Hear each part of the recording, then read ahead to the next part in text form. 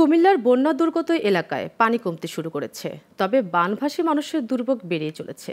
এসব এলাকায় শুকনো খাবার সহ অন্য ত্রাণ সামগ্রী পৌঁছালেও এই মুহূর্তে প্রয়োজন রান্না করা খাবার ও বিশুদ্ধ পানি। কুমিল্লা থেকে মোহাম্মদ সাইফুদ্দিন রনির তথ্যচিত্রে ডেস্ক রিপোর্ট।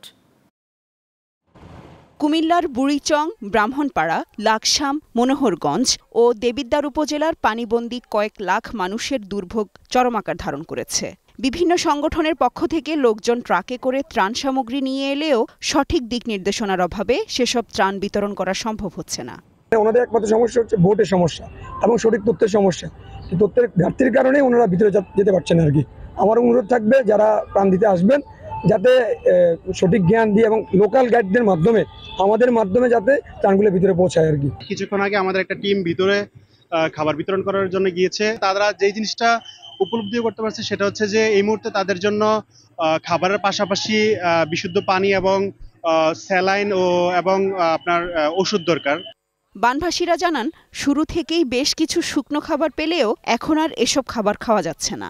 রান্না করা খাবার সহ ওষুধ, শিশু খাদ্য ও গোখাদ্যও প্রয়োজন।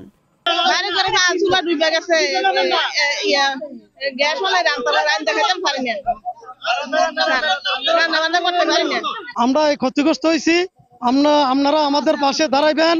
আমাদের বন্যা এই যে ভাঙ্গায় প্রচুর ক্ষতিগ্রস্ত হয়েছে। বৃহস্পতিবার কুমিল্লায় বন্যা দুর্গত এলাকায় সেনাবাহিনীর ত্রাণ তৎপরতা পরিদর্শন করেন ৩৩ পদাতিক ডিভিশনের জিওসি। এ সময় তিনি দুর্গতদের সকলে মিলে ত্রাণ ভাগাভাগি করে নেয়ার আহ্বান জানান।